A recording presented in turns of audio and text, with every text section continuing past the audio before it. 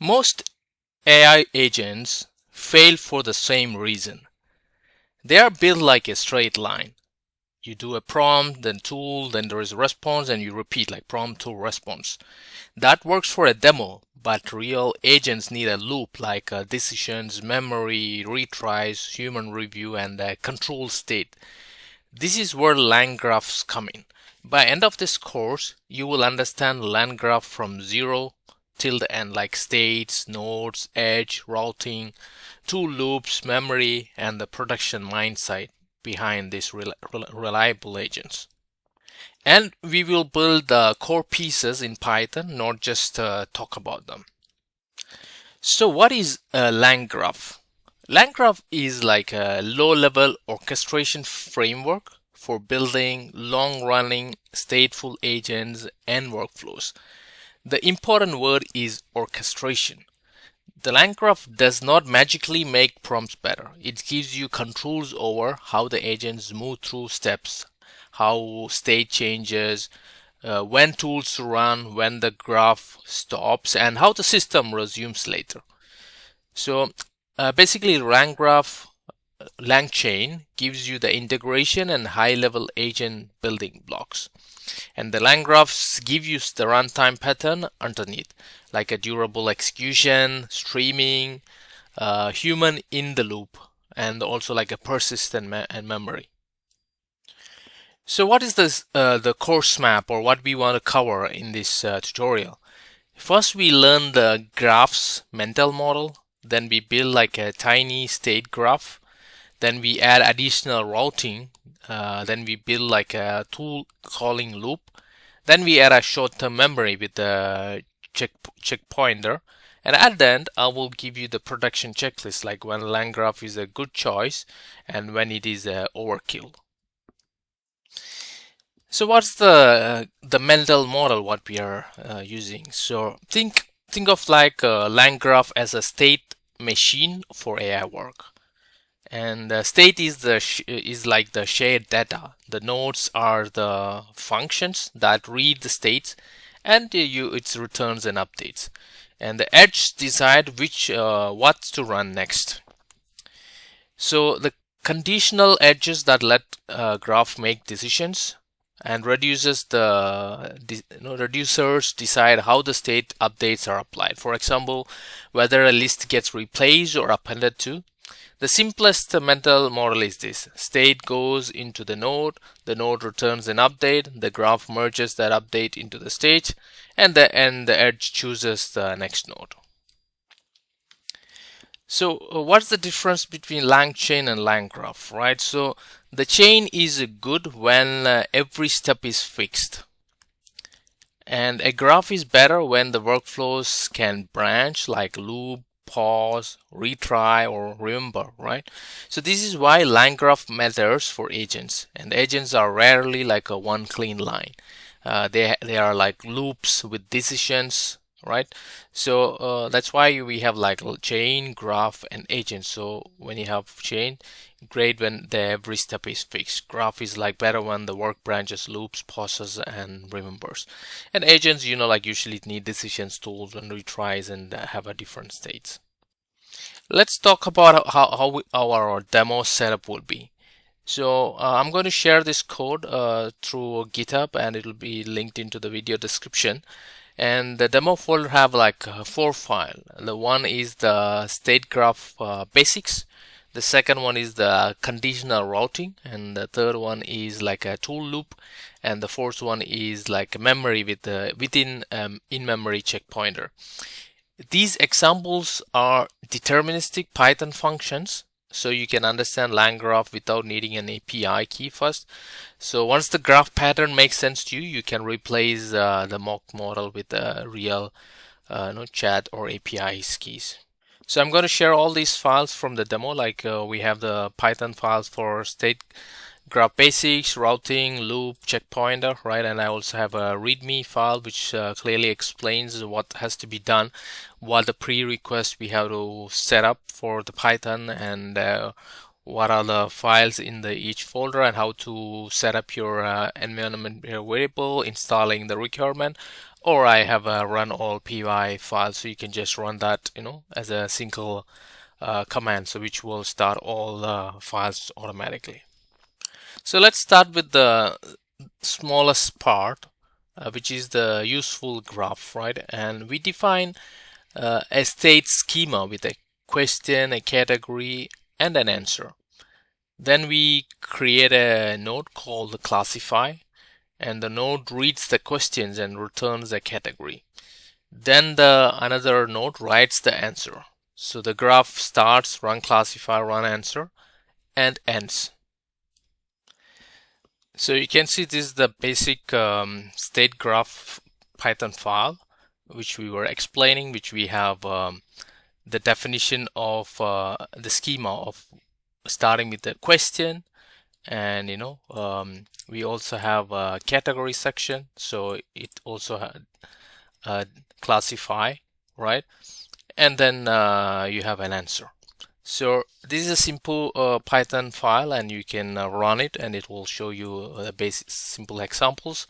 And this is how you can this is a very basic Python file to classify and give an answer.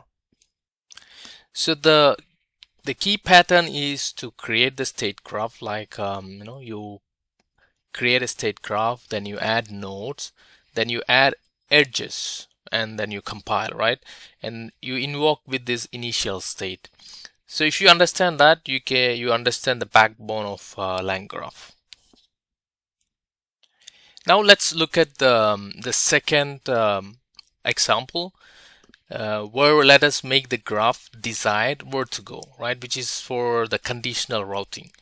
And this is where the LangGraph start feeling different from a normal chain.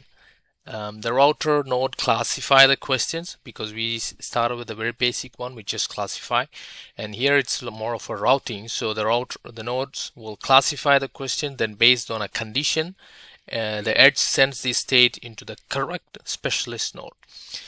You code a questions to go to a code helper, planning questions goes to a planning helper, unknown questions go to like a fallback. The important function that return a route name, that's very important here, because the LangGraph maps the route name to a node. This lets you build system where the control flow is explicit. You can draw it, test it, debug it, and explain it. This is like a big win. So this is the code for the Python code for the conditional routing, and you can see it's another Python file where we have the route state. You can also define which route it's for, like code helper, or it's for planner helper, or it's like a fallback, right? Then you can define, on adding to node, which node has to be called at what time. So it's very simple. Again, I will share you the link for this Python file, so you can run it and you can test it. Now let us build the core agent loop. The model node looks at the user request and they decide whether a tool is needed.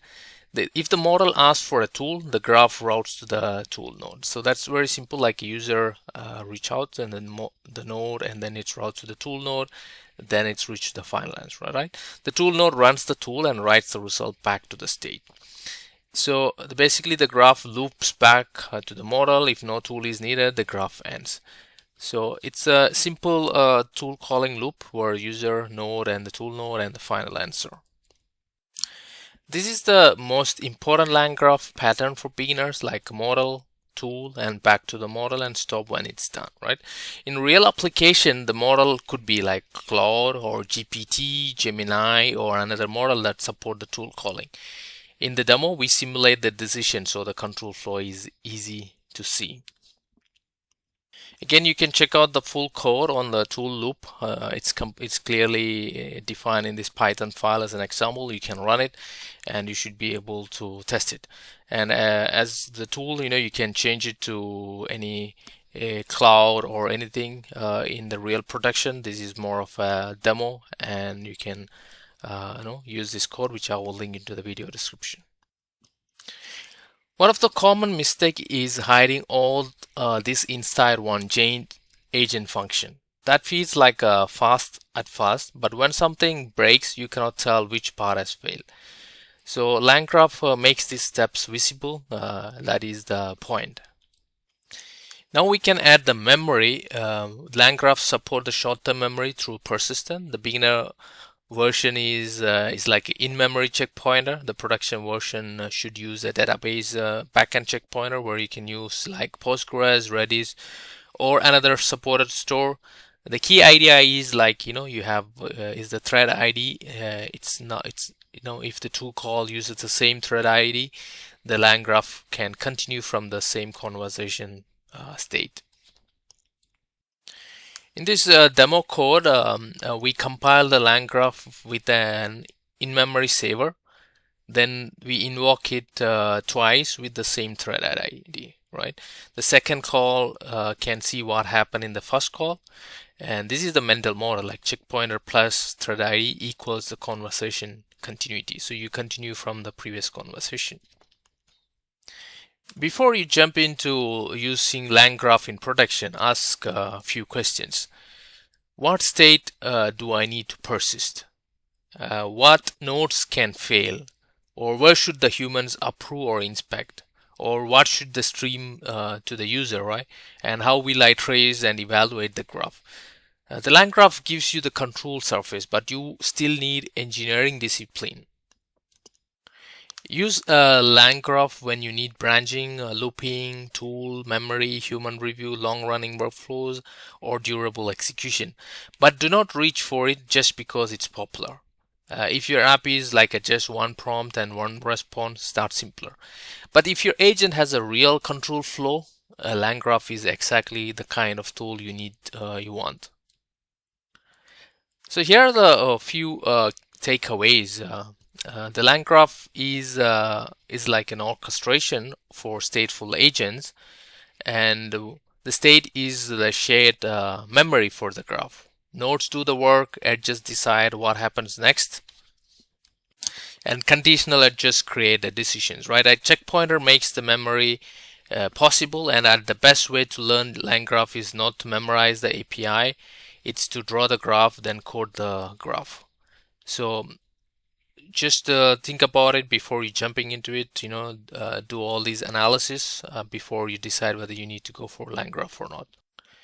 As I said, what should you do next? The demo code will be included in the video description. You can download it, run the 4 example in the order. Then comment what you want next. If you find any problems, I try to keep it very simple. I didn't want to go too deeper, and it's a simple, straightforward video. Just tell you what's LangGraph and a few example code which you can run it. And then if you want a more detailed multi-agent graph or human-in-loop RAG agents or LangGraph deployment, those kind of things, let me know in the comment section. So thank you for watching.